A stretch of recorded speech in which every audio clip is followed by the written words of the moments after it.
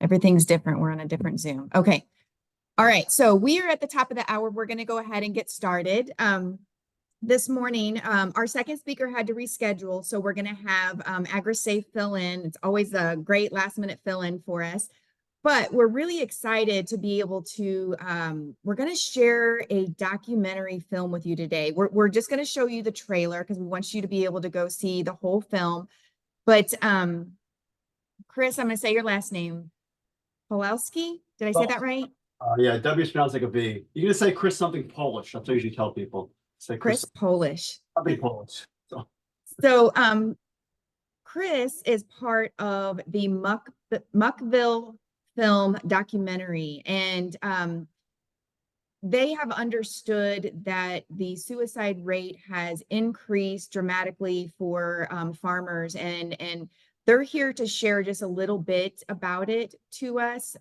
Just kind of like same as what we're all doing. We're all working towards that same goal. So we need to work together, but they're really highlighting, hopefully to the rest of the world, just how serious our crisis is. So Chris, I'm going to let you go ahead and introduce yourself. Obviously give a background about Muckville, why you started it, all the things, and then we'll go ahead and share your trailer at the end, and then we'll open it up for Q&A. Okay. I greatly appreciate being invited and appreciate the work that you're all doing. My name is Chris Pawelski. I am a fourth generation family farmer in the lower Hudson Valley in the Black Dirt region of Orange County, New York. It's the second largest collection of muck soil in the United States, and it's the largest under cultivation. And so, like I said, fourth generation, I grew up in the farm, then left it for a period of time. I actually have a bachelor's and master's degree in broadcasting and film studies. And then I came back to the farm in the mid-90s, and I've been on it ever since. And Muckville, I also, over the years, have been very involved in working on agricultural public policy, starting in the mid-90s. Projects ranging from labor issues to farm bill conservation, primarily crop insurance reform and disaster aid with my wife primarily, and mostly on the federal level, but some stuff on the state level. Muckville, it's obviously, it's a farmer mental health, depression, and suicide is a tough topic. We were approached by a filmmaker by the name of Jeff Mertz about it from, he had gotten our name from FarmNet. And FarmNet is an entity in New York State that is an incredible organization that functions through a cooperative extension system. And it offers a bunch of services to farmers, including farm transfer, which we used back in the early aughts. Also farm mediation and the like, business structure, and dealing with mental health and mental health challenges. And 3 different times, my wife and I availed ourselves of their services. And in particular, the most recent was we made a change in our farm. I went from being a commercial onion farmer to becoming a smaller scale vegetable farmer. Around the time this happened, a couple of years before, my father passed away, and all these changes were extremely difficult for me. The documentary does an incredible job talking about the effect it had and the struggles that led to eventually myself and my wife looking for help on the outside, and we got the help from FarmNet. Jeff, he approached us. He got our name from FarmNet, and there was this article in 2019, I think it was in the Washington Post, about a farmer suicide. And I talked to the reporter, and I'd given them FarmNet, and we had used it as a resource, so that's how they were familiar with us. But Jeff had said he was working on this documentary. He asked if I would be willing to talk to him, and Eve as well, my wife Eve, and we agreed. So he came out and shot it over. He came out, I think, 3 or 4 separate occasions, did interviews, B-roll, and the like. And then we didn't hear from him for a while. And we misunderstood. We thought we were only part of a larger project, interviewing a bunch of different farmers. So it was a big surprise when he contacted us in September and said, well, it's going to premiere at the Woodstock Film Festival. Would you like to come? And let me send you the trailer. And I watched the trailer. My wife and I was like, holy crap, it's called Muckville. I called him up and says, Jeff, where's the other people? And he said, there is no other people. It's focusing on your wife and I. So that was a bit of a surprise. And we didn't actually see it for the first time until we were at the Woodstock Film Festival with an audience. So it was kind of surreal to watch, but the film does an amazing job of, I was able to give him, I have a lot of archival footage from my family, both photographs and 8mm film, and I've converted to DVD. So he was able to, and when you see the film, it is really well done. He was able to interweave all this archival footage in with in the interviews that he did with us. And it really puts out there that, you know, what I was trying to do was, there's a lot of stigma attached to it, and people have a difficult time talking about it. And, you know, I want people to be able to reach out and get the help that they need. And my wife and I have experienced over the years when we did the worked on public policy stuff, including we got a $10 million earmark that was part of the O2 Farm Bill only for onion farmers in my area. One of the primary reasons we were able to accomplish it was we revealed a lot of our actual losses and our financials publicly. And it's a very tough thing to do, but we humanized what we were going through. And that enabled, it generated a lot of empathy. And it's one of the primary reasons I think we got the earmark that we eventually got.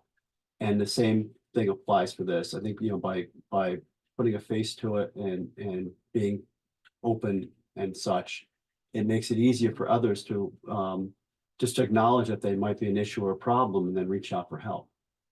I mean, that was really what we wanted to do. That was our goal. And I think that when you watch the film, I think it accomplishes that. We've attended actually since a couple other film festivals and screenings and such. And there's going to be a screening in my local community for the Farm Worker Community Center. So it's Jeff had Spanish subtitles added to it, and so it'll play for the farm workers as well as farmers locally. And we're going to talk about what you can do to address the issue. My area, by the way, a number of farmers have committed suicide over the years. I know of at least 4 farmers and some of their kids who have committed suicide. So it's a problem locally, along with being a problem nationally. Hope I didn't go too fast. Now, Chris, you had just the trailers online, right? Not the entire film. It's both online. It is. Yeah, to see the film, if you go to Hutsy TV, I think, or hutsy.com, and then there's a link on there for Hutsy TV, HUDSY. You have to register, but it's free registration. They don't send you very many emails. They send a couple here and there. It's not much at all. And you can watch it for free. There's no paywall. So it's like hutsytv.com or something, and you'll see it. Or if you go to your search box and put in Hutsy TV and Muckville in Google, it'll come up the link for it. But the whole film is available online. On Hutsy. Okay. And the whole film is just on Hutsy, because I found your trailer on YouTube. Yeah, they want the filmmaker has a private link for it, but obviously Hutsy paid for the production of it and such, so they have rights, certain rights to it. Right. And that kind of thing, I would definitely, if you have issues, if we have interest in showing it or so on and so forth, I would reach out to the filmmaker Jeff Mertz, and because he knows all what the rules are as far as usage of and such like that. But I know the goal is to get it up.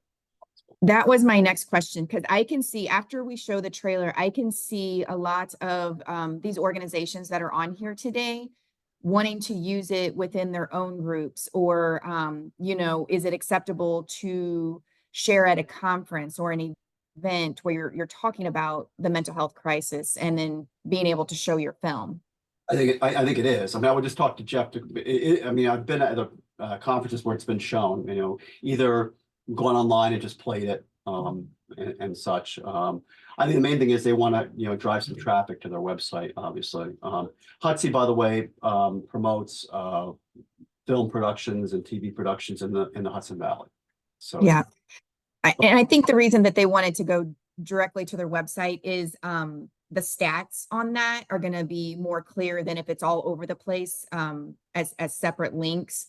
And then that way they know exactly who it's reaching, geographically, like where in the United States or everywhere international. I spoke to one of the people that runs Hutsy's website, and I spoke to her about a week or so ago, and because there was a problem with the link for some reason, when I would click on the link and it happened to another person, it was taking you to Woodstock's website, which was really strange. And then all of a sudden, so it was like a Woodstock's Film Festival website. But she said that it is by far the most popular thing they have on their website. I mean, it far exceeds anything else. I mean, she gave me some the stats. I don't have them down, but it was leaps and bounds way ahead. I mean, it's getting a lot of views, which is good. Okay. Okay. If you would like, go ahead and hit your share button. Just make sure that optimized video is clicked, and let's go ahead and watch the trailer, and then we'll open up Q&A afterwards. And Carrie, hi. Yep. I just let you know that AgriSafe is going to be hosting the showing of this film on a webinar on March 14th at 12 Central Time. And we're also going to have the individuals that participated in the film to answer questions afterwards. So it'll be a Q&A afterwards. And that link to that webinar with AgriSafe is in the chat. So you can register for that right now if you'd like to, and share that link with other individuals that may be interested. Yeah. And I believe that Stacy told me this morning that I think they're also going to include that registration link to the webinar in the email that comes with the YouTube recording of this meeting. So hope you guys, if you miss it in the chat, you'll hopefully get it in the next email as well. You see it, by the way, does it come up? Can you enlarge it so it's full screen? Yeah, right there where your cursor is. Play it? Yeah, right there where your cursor is. Let's play. Growing onions was something my family's done for decades. I've done. Is the audio? We've had major crop losses in onions over the years. Go ahead and stop, Chris. Something isn't playing right. Not playing right. Yeah. When you share not like screen, did you share audio and video? Click the two little boxes to the left. Thought so. Let me Okay. You are screen sharing. Let me see. It says You might have to reshare. It says share sound. I'll put it to stereo. Optimize for video clip. Okay. Share. You still see it? yes. Is that any better sound? Growing onions was something my family's done for. Yeah. That's okay. Sometimes it does that. Stop share and then restart and then click all those boxes and it might work. All right. Stop share. Right. Now I hit Yeah, do share screen. where is that at? That's on the bottom here, right? Yeah, most of the time it's on the bottom. And then look for the two little click boxes to the left. Yep, and I hit share. It's clicked. Share sound is clicked. Okay. And I've gone to stereo and optimize. That's clicked also. Okay. Awesome. You see the screen? You see it? Yep. There we go. Is that better? Yes. Growing onions was something my family's done for decades. And for some reason, Chris, whenever you go over to the right, it stops the video. Oh, I go over to the what do I need to do?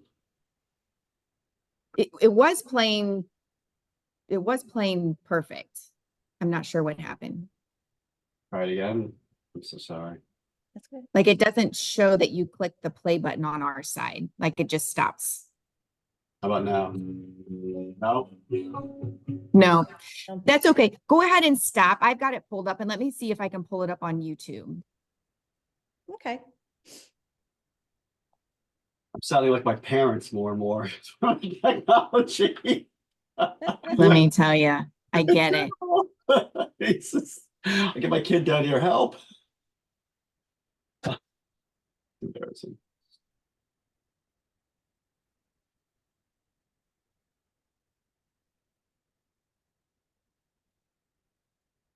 Oh, I forgot to here.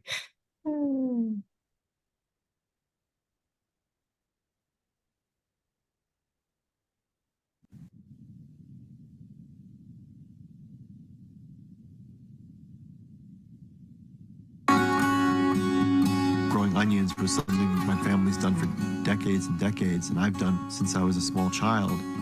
We've had major crop losses in onions over the years that were just overwhelming. In the Black Dirt area, you went from like 60-some farmers down to like basically 15 operations or so, give or take. The amount of money I made on the farm wasn't enough to significantly reduce the debt. And basically, I was treading water. It's hard to survive that. You know, he tells me we can make money at this, and yeah. I'm going a decade here, and I've never seen it, so I don't believe you. Like, this is insane. This is some type of strange, I don't know, Kafka-esque world. You're trying to think of ways out. So much pressure. I couldn't take it anymore. I've threatened him. I'm like, you can't. You promise me. You will not leave me with this mess.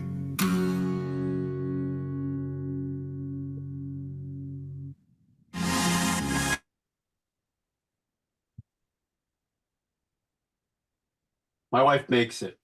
My wife's amazing. She does, she didn't expect to be interviewed at first, and then Jeff asked her to, and I kind of had to twist her arm a little bit. And she does an amazing job in it. She makes some really good points in it about, you know, what the average person doesn't realize regarding farming finances and kind of, you know, economic struggles that we face. The average person doesn't understand that at all. And she kind of makes it real in the way she describes it. It's I've watched that trailer several times leading up to today, and I know it's a short trailer, but I don't know if anybody's chest felt the same way that mine did watching that, and just like the worry, the grief, the what are we going to do? I felt all that come through in just that short amount of time. So I didn't go and watch the full video because I didn't realize that it was actually available to watch online for free. I thought it was just a showcasing. So when we get done with Q&A, if you're able to find that link on Hudsy, would you be able to post that in the chat? Yep. And then I'll also send that out in that follow-up email so everybody can watch the full version. But it's just, I think a lot of us on here are farmers, and going through the economy that is always like a roller coaster, and just more regulations and weather and disasters and stuff. We have been there, you know, like in my part of Missouri, there's not a lot of crop and harvest going on because our soil is so rocky and it's red clay. So all of us have livestock. So for us, whenever the cattle prices drop, or like we see corn go sky high, we know that we're like this. We're basically working for free this whole year. The only reason you do it is because you love what you do and you're hoping for a better year next year. But just that weight is what I felt just from past experience. That's funny you say that, because like one of the things that in the piece when he interviewed me, and I kind of took this from I had an op-ed that ran in the Albany Times Union a few years ago, 2020, I believe, and it was called Unsustainable Disparities. And basically, I make the point that, you know, I list all the people that make money off of what I do, the chemical dealer, the entities that, you know, that do my repairs, the seed salesperson, my labor force, and governments that get taxes. And quite often, the only person that doesn't make anything is me, literally. Yeah, right. You know, and like I said in the piece, my wife says we're treading water. And that's basically how we looked at it. And it's tough. I mean, you have hundreds of thousands of dollars worth of bills. And, you know, and then like the thing that affected me too is, again, the passing of my father. You know, I worked with my father basically for the bulk of my life. I saw him every day. And when he passed, it was just like this, he's gone. And Yeah. it's hard to adjust. I want to read this from Mallory in the chat because it's gonna hit some people. Mallory says, I am a counselor in rural Nebraska who is doing a presentation for the Nebraska Counseling Association on issues facing rural clinicians. When I did my AgriSafe training, they read us a suicide note from the late 80s from a farmer. It was written on a foreclosure notice. And that's pretty, like, they didn't know what else to do at that point. Yeah. That's pretty heavy. Yeah, absolutely.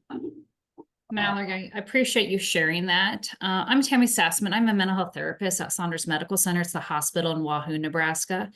And there was a big Frontier Co-op conference a couple Fridays ago.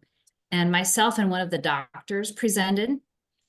We did 3 presentations back to back on anxiety and depression. And then we also talked about 988 and suicidality. And it was really powerful because, you know, this room was all full of farmers, people from rural communities, and they took in the information, which I was very impressed by. People didn't get up and leave. People came up afterwards and said, this is very much needed. So I feel like the awareness is getting out there more and people are acknowledging it, which I appreciate. Yes, thank you for sharing that for me. Mallory says too, again, you know, all the farmers are scared that's going to happen again. It does feel, you know, like that 80s thing is coming again. Rebecca says disparity is wider across the US. When that happens, it's always harder for the farmers. You definitely feel it. Yeah, I'm a social worker in Kentucky. I work for a university now, but I also have a degree in agriculture, and I farmed for over 20 years, cattle and horses. And I left horses when the crash happened at the end of around 07, 08, 09, and farms that were foaling out, 100 mares foaled out nothing the next year. And so disparity is changing as I teach that in class and look at it all the time now. The poverty rate, how that works, the fact that farmers are not getting their crops, whatever they are doing, paid for, because the price has gone up, because there's more in the middle and it's not making it to people, and it goes on and on. And so I am very much seeing what is the beginning of what happened in the 80s too.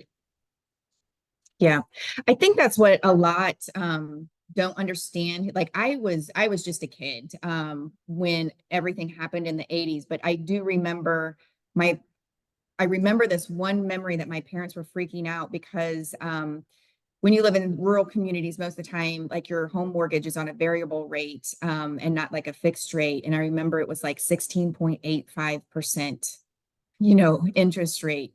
And that sticks in my mind. And farmers just letting their hogs go feral because they're like, I can't give them away, you know, because insurance wise, you can't do that. You'd have to slaughter them. So now feral hogs have been everywhere during that time. But Alberta says small, medium, and large farm families feels the same with these struggles, especially have witnessed what the children and teens face about the struggles of their family farms. Yes, especially those intergenerational farms.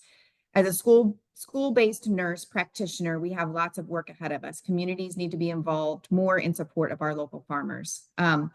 That's part of the reason why we got this the group together is it literally takes everyone and having, you know, documentaries like yours, Chris, to get out there and be able to show a wider audience and it's done so well. I think is a great way to get out there, and I'm loving it. I'm sure that they're going to allow everybody to use it.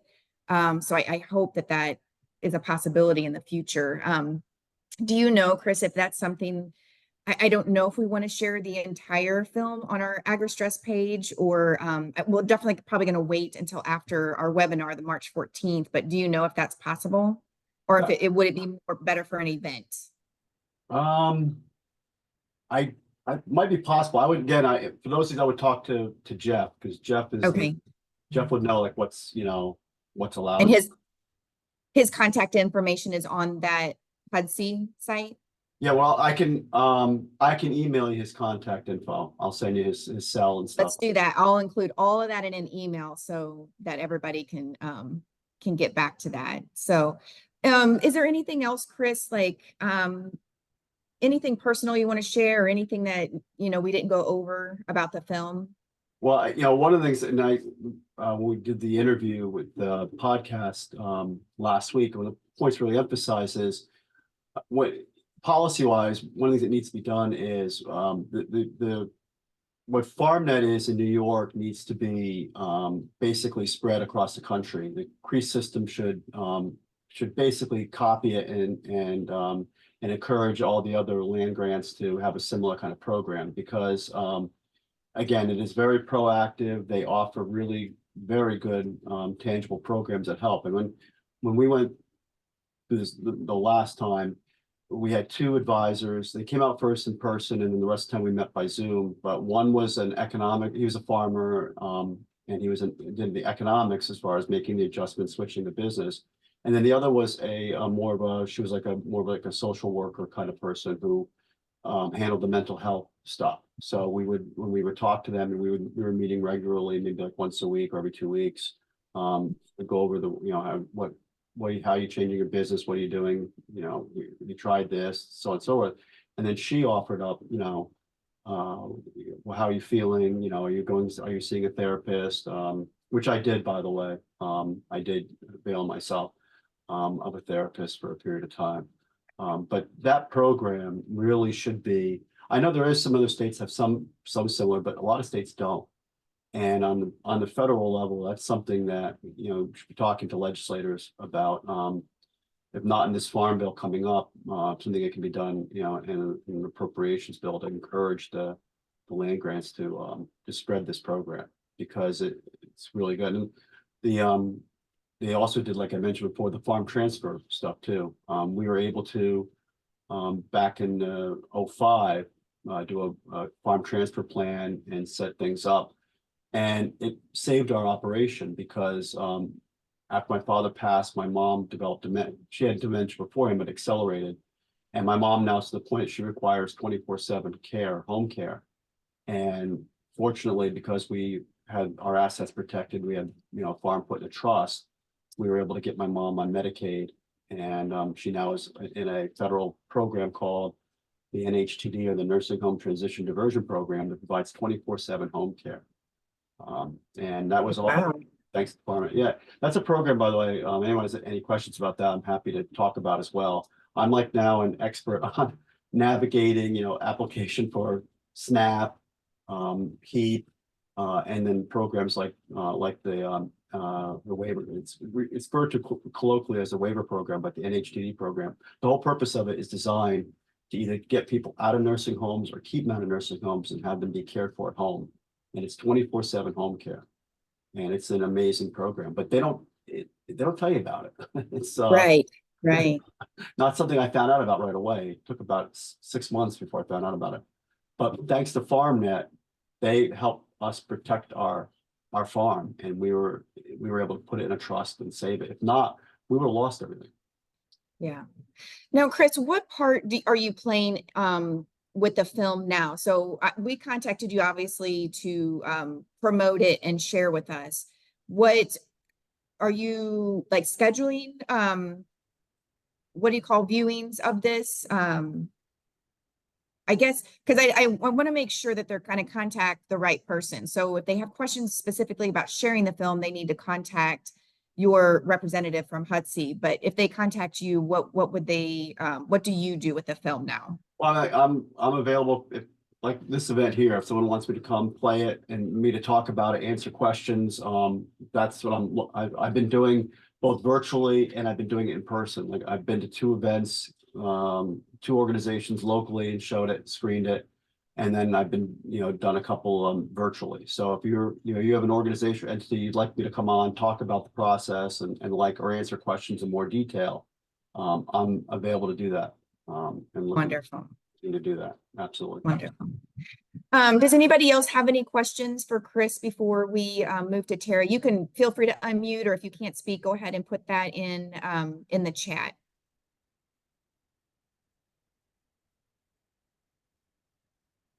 There's Chris, when we get done, there's lots of stuff in the chat if you want to go through there and kind of look at things. But we'll make sure we put the film, the trailer, and then your contact information in that email. There is one question from Stephanie that she said, once you saw the actual film, is there anything that surprised you after making it? Well, like I said, I was surprised the film was just about my wife and I. We did not expect that. I am surprised a little bit to the degree how the effect it's had. I mean, a lot of friends of mine have seen it, like the vice president of New York Farm Bureau is a good friend of mine. I've been friends with him for like 20 some years, and he watched it afterward, and he texted me after he saw it. He just said that he had no words. He said it was extremely powerful. He said he had nothing, he didn't know what to say, and he had to have time to process it. And we've had a lot of reactions like that, both from people that know us and then and even people that don't. I'm kind of amazed by the reaction. We went to the film festival a couple weeks ago in Jersey. It was at Rutgers. There was like 4 other experimental films and then ours, and we were the only one where the filmmaker was there, and then my wife and I were there, and so we were answering questions. But it was the only film that got applause, and we had about a half an hour question. We could have stayed 2-3 hours and answer questions. Yeah.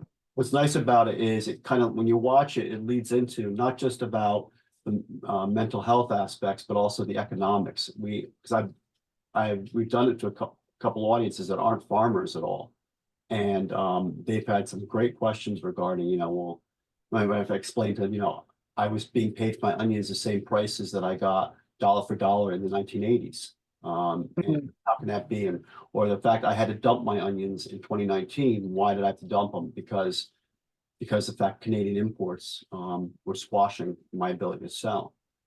So it's led to a lot of discussions on that. And then talking about how we've been plagued by a lot of weather disasters in my area. We've been hit by multiple 50-year floods, hailstorms, and the like, and it's all the impact of basically climate change and global warming. And that's had a incredible effect on us. So that's what's nice about the fact that even it's good for both farming audiences and non-farming audiences. It's really gotten a lot of people's had a really good effect on people. It surprised me. Yeah.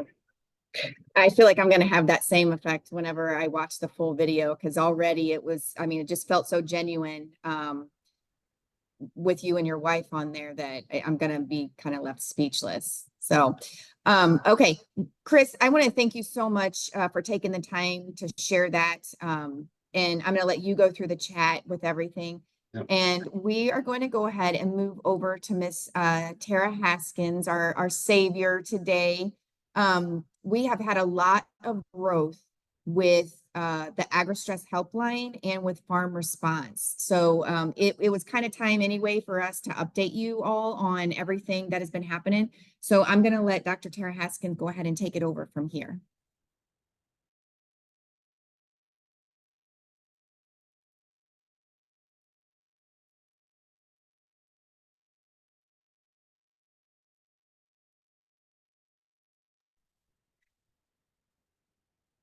Tara, if you're talking, we can't hear you. I'm not able to see your face. Thank There you. we go. Thank you. Can you see me now? Yep, everything looks good. Okay, I just wanted to thank Chris for sharing his time and his passion about this topic. And I put the link to the webinar that AgriSafe is going to host. It's going to show the full film and then give Q&A with the director and Chris afterwards. And Chris, is your wife going to join us as well for that, or is it just you and the director? I think my wife was planning it too, because it was going to take place later in the afternoon, correct? It's scheduled for like it's 12 Central Time. Okay, yeah, she'll just take a half day off work, but yeah. Okay, okay, I'll, great. I'll do this. Great. And he'll probably, I'm sure the director will be able to answer questions about what it would take to show the film. I know I've had to show films before in other programs, and sometimes they have licensing agreements and fees and stuff. So I'm sure the director will be able to cover that as well. Okay, well, yeah, some new updates. So when Carrie asked me, hey, can you come in? We've had a last minute. I was like, hey, it's perfect timing because we got some new things to share with the audience. So I'm going to first start with farm response. Many of you may be familiar with this training. AgriStress launched this in 2022, and this is a professional development training course for healthcare professionals all across the board, any type of specialty, and it really focuses on competencies and understanding the mental health issues and the risk factors that exist in agriculture. So it makes the healthcare provider more informed and able to engage in more meaningful conversations with someone when they're sitting with them face to face. We've had a lot of success. We've trained close to 1,000 individuals across 43 states in farm response. And just this last year, my new announcement, and this is our webpage that you could come to and look. Here is the badge that a healthcare professional or whoever does the farm response training gets and is allowed to put it on their marketing materials, their signature line. And we are having practices that are reaching out saying, hey, can we put this on our flyer that's going out for our services? I'm like, absolutely. Put it on your flyer. Put it at the checkout desk or the check-in desk when people come into your practice so they see that you've invested in this. And farm response, as of January this year, has been accepted in the Suicide Prevention Resource Center's best practice registry.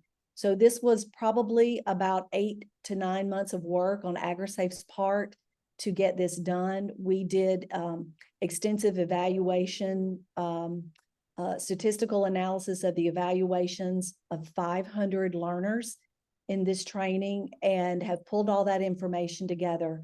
And after working with this organization, it is now listed as best practices, which means for healthcare professionals, it has demonstrated an evidence-based approach in addressing these issues, and healthcare professionals find it valuable. So with that announcement, it's just an additional validation that the training is working.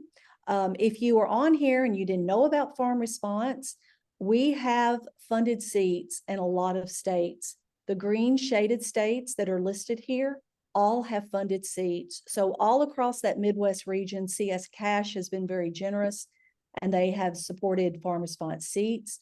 You can just come to our website, click on the, click on the link to take it for free. Or you can actually click on a state like this, and you can come in and you put in your information, and based on where you say you're located or where you practice, you will be able to get a code directly to your inbox. It is an asynchronous on-demand training, so you can stop and start for convenience and you don't lose your place. And then if you are a mental health provider, we are building out a farm response provider directory. Now, the name of it's not going to be Farm Response. That was the old name, but it's not quite ready to launch yet. But it will be listed on our webpage as we continue to add providers. And so this is going to be publicly searchable whenever we get this, our big splash marketing launch out. And our AgriStress Helpline also uses this to try to connect individuals when they're inquiring about finding a mental health professional that may understand their situation a little bit better. So they don't have to start from ground zero, which can sometimes be, pretty trying and probably painful in some respects. So if you have any questions about access to farm response, you can contact me. I will put my name in the chat. If you're wanting to find out how you can purchase seats, if you want to purchase an individual seat, you can do that. The cost of it's $150. We have had some larger organizations that are looking to purchase bulk, and they can do that as well, anywhere from 1 to whatever that number is, they can come on and purchase those and get the codes for their practice. So here's another button that you could apply now to see if you qualify for one of those funded seats. So I use that as my lead in to give you our newest update on the AgriStress Helpline. And the reason I started with Farm Response is because now you have a better understanding of some of the training that the crisis specialists receive that answer for the AgriStress Helpline. Currently, right now, we have just added, as of the end of 2023, we added an additional 3 states, Washington State, Montana, and Colorado. So that line has been launched for those states. We are providing the training for the crisis specialists. They understand agriculture in those areas. They already had the basic training of farm response plus additional ongoing agricultural information and training that we provide with a very closed loop communication loop that happens between AgriSafe, the crisis staff, the crisis specialist staff, and the states that are supporting this line.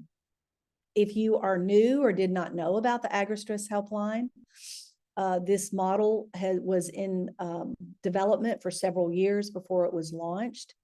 And what we have done is we have created a 988 crisis level line for individuals in agricultural communities. The states that are listed here are supporting that line for their state. So anybody calling this line, they have 988 level services. We can deploy emergency help if needed, if that case called for that. And AgriSafe has worked to curate all of the agricultural resources, individual for these states, federal agricultural resources, as well as state-specific mental health resources. So that process is ongoing. We are always adding to that database that can be searched by the crisis specialist. Every call is answered in 30 seconds or less. The calls can be answered in text and telephone line. Telephone line calls have interpretation services up to 160 languages. The text line has the ability to communicate in English, Spanish, and Vietnamese. Every caller is offered a 24-hour follow-up call, and that process is ongoing while the crisis specialist tries to connect them maybe with somebody with more to be able to develop a long-standing relationship for mental health counseling, coaching services, whatever is available for them in their area.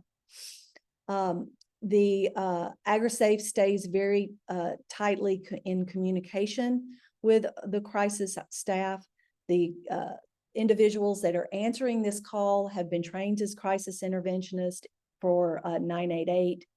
And this organization that provides the telephone services for us has been AIRS accredited, which means they are accredited for their referrals.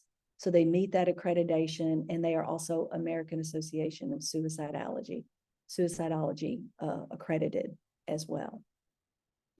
24/7, we just now recently have amended our greeting on the AgriStress Helpline because we've had great interest in states like Colorado and Oregon really wanting to make this farm worker friendly as well. This was originally designed for producers, but we understand the great importance of the farm worker community to agriculture. We could not do in this nation what we do in agriculture without our farm workers. And so now the greeting is also in Spanish, and an individual does not have to put in their zip code in order to reach services. So we have expanded that. We're working closely with those farm worker groups to make sure that it is accessible and acceptable and provides the help that those individuals need as well, which if you work in this space, you probably have an understanding that the needs of farm workers can be somewhat different sometimes than the needs of farmers or producers. So we are expanding, and the AgriStress Helpline is also being offered in the state of Texas to the fishing community as well, which was one of the reasons why we really pushed to get the Vietnamese text language because we know that those individuals is primarily Vietnamese population in that state. So if you have any questions about the AgriStress helpline, you can certainly reach out to me. If you want to learn more, we've got a couple of videos here. We did an interview about a year or so ago with Scott Simon on NPR. We see this model as a national model. And actually, Natalie and I are going to DC this next week to talk to legislators at the NRHA Policy Institute to help to navigate how we can make this a national line so that there are no state borders to the line. That makes it very difficult sometimes when you're, trying to talk to other states. How do we add on? We can certainly help an individual with that information, but we just really want all the state borders to be removed. And we know that there's interest in that. We've had National Pork Council, we've had other commodity groups and large groups that really see this as a viable resource. And AgriSafe also sees this as also, critical when we come to our food supply, national security as well, to kind of help navigate these issues that national security sees are critical when it comes to agricultural production for our country. So I'll gladly take any questions in the chat. And if there are questions about this or farm response, we welcome all those. Tara, there's lots of comments in the chat about, what if someone outside of a funded state calls in? That's a great question, right? So this is a crisis line. We cannot turn callers away. We can't give the message that, I'm sorry, we can't help you. We're only in these states. So those individuals are provided the same level of emotional support, crisis evaluation. They also are evaluated for suicide, as 100% of our calls are in some form or fashion.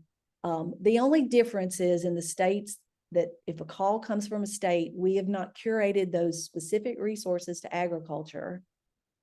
We can certainly reach into those states for whatever resources, and the crisis staff could do some searches for mental health resources, but we have a lot of that for the funded states at their fingertips. So it's an easy searchable database, but they still get emotional support.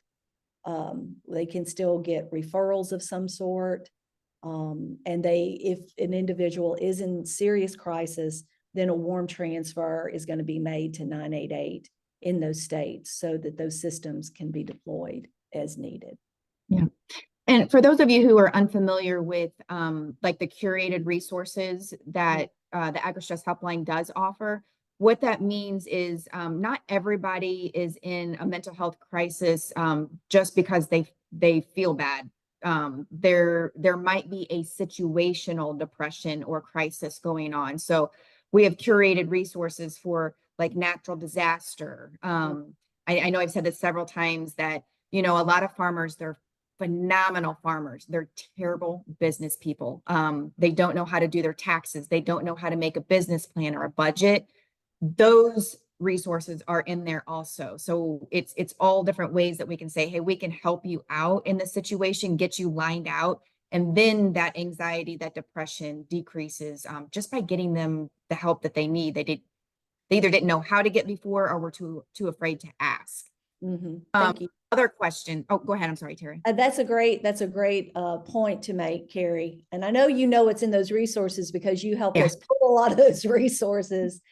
But you're right. Not everybody that comes may be in suicide crisis, but they are certainly welcome to call the line because we have a lot of resources. And Carrie gave some good examples, some other ones, where to find hay when they're in a drought. We've had calls, I can't find farm workers. Do you have any resources or how to connect me to get farm workers? And I'm hearing that across all commodities. I just came back from the Southern cotton growers and they're saying the same things that other producers are. They're worried about the price, they're worried about the markets, and they're worried about being able to find help, so. Yeah. AgriSafe is just trying to look at all the things combined that cause someone to be in crisis and try to address as many as possible. Also, lots of questions, Tara, about who do they contact to try to get the AgriStress Helpline in their state? Sure. So you can reach out to me. Carrie, can you put my email address? Yeah. Okay. Myself or Natalie Roy, who is our CEO. She and I work really closely with the helpline. I see us as a team. Getting this over to the finish line, hopefully to get it to be national. But if you're interested, we have calls all the time. For example, I think today there's been interest in Colorado. There's a senator there that's wanting to get some funding that either can continue the support for the helpline in the state, but hopefully to support promoting the helpline. A line is only as good as individuals know about it. And so that marketing of the helpline is a critical piece to getting this resource to people that need it. Yeah. And also, like, if anybody has any connections to like their State Department of Ag, right, Tara, to try to get them involved. Yes, absolutely. Reach out to them. Say, hey, I hear this service exists. How do we get this here? Also see a question in here. Meg, about the cost to participate. Somebody did ask further, how can we support your efforts in DC? Great question. And boy, that's a good timely one. Contact your representatives, your senators and your House. There's a House bill right now trying to support, and it's with Colorado's, it's bipartisan support from a Colorado House representative and one out of Texas. And I had the name of that bill wanting a national agricultural crisis line. On the Senate side, Senator Gillibrand, somebody put in the chat, she is trying to sponsor a bill that is doing the same thing. So contact your state representatives, tell them how important this is, tell them that we need this to be national, and we can do that through legislation. And we need bipartisan support for this. And I think this is one thing that we can get bipartisan support on, because both parties understand the importance of agriculture to their states. You guys feel free if you want to unmute and ask Tara something directly. Afterwards, I think, Tara, we need to go through that chat. There's a bunch of stuff. Yeah. Okay, someone did ask about the cost. So the way we have it priced going from state to state, it ends up being $1 per producer using the 2017 USDA data. So that's primary producer, not primary plus secondary. You can imagine too, that's just the cost is based just on the producer, but we provide services to the farm workers too. So think about the value that gets. It's,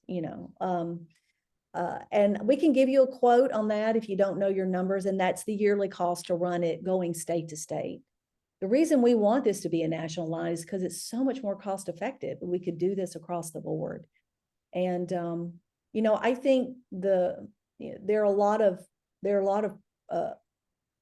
pros of having this to be a national line, but from a healthcare professional, I see this as a public health service. And what better way for us to get a full picture of our nation, of what these producers need and what they struggle with, than having a line like this that gathers that data that we could look at from a public health perspective of what needs are we meeting, what are we not meeting, and how can we meet those needs?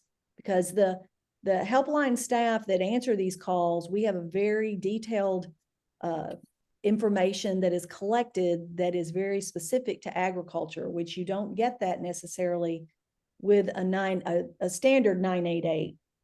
And I also, I highly support 988. And so when we go into a state, we try to collaborate and work with the 988s as to how do we do warm transfers? What services can we provide that may be helpful if you get a call so you could do a warm transfer to us? And that's why having 24/7 hours was really, really critical. Yeah. I do want to point out that the AgriStress helpline is not just for the farmer or rancher to call. Mm-hmm. If you're the spouse or mm-hmm. you're the child and you see someone mm-hmm. struggling in your family, you can actually call and say, what can I do to help mm-hmm. my husband or my mm-hmm. children? Because we're in in crisis of losing the farm or something like that. So it can be someone else in the family or even in the community. If you're like, man, I know this farmer has been struggling for years. He's getting really, really down. He refuses to call and get help. You can call and say, what can I do to help him? Like, what resources do you have in our state? So anybody can call. Right. We refer to those as third-party callers. So those family members, friends, people in the surrounding community. And if you're familiar at all, typically in crisis lines, about a third of the calls that come to any crisis line are going to be third-party calls. And those are really, really important. And our helpline staff can help them to navigate what needs to happen. How could they, work with that individual to get them to call? Tara, Heather asked, she would like to contact their senator. Do we have like a template letter that she can send? I saw that, and Heather, where are you? Heather Chauncey. That's a great idea. We're always looking for the next thing to do to help individuals. I will try to work on that. We're prepping Natalie right now to testify in the Colorado legislation about this proposed bill. And so I will put that on our list as a high priority thing to do. And we'll try to get that out. That's a great idea. That is a great idea, Heather. Thank you so much. Sometimes when you're working so fast, you can't think of everything. So I appreciate, Heather, you coming up with that. Yeah. So Emily must be in Washington State. And do you have any idea when the promotional materials are ready for that state? They're really close. And so I will get with Laura Siegel, who is our health communications officer. I know she was working really closely with our designer. The one thing I want to share is you may look and see the materials that we have. We try to make sure that they look like farmers and people that work in agriculture in that state. So just as an example, our materials that Wyoming wanted look very different than somebody from Pennsylvania. They don't wear the same hats. They don't have the same topography and geography. And so believe me, people work in agriculture, they pick up on that. So it's very important that we represent that this service is for those individuals, and those marketing materials need to look like them, and it needs to have that feel that they have in their state. Yeah, because like I'm from Missouri, you're not going to put dairy on a Missouri AgriStress Helpline promotional material for sure. Exactly, but you're certainly going to put it on Pennsylvania. Right. Yeah. All right. Thank you, All Karen. All right. Okay, guys. If you guys have any other questions, I put Tara's email in there, but we're going to go ahead and add that to our bulk email after this meeting is over. That's going to share all the information. But it worked out anyway. It seems to always work out whenever one of our speakers has to reschedule. So we've had lots and lots of growth in the last months since Tara's been on. So look for that email. It's usually within 24 hours. We'll go ahead and get out all the contact information and then the link to the recording to this video meeting, and then also Chris's documentary Muckville. So I'm glad to see you all. Thank you so much for coming to February, and then we'll see you again in March.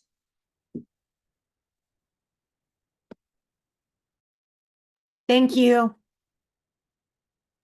Thank you again. Thanks, everyone. Thanks, Chris, so much for sharing that.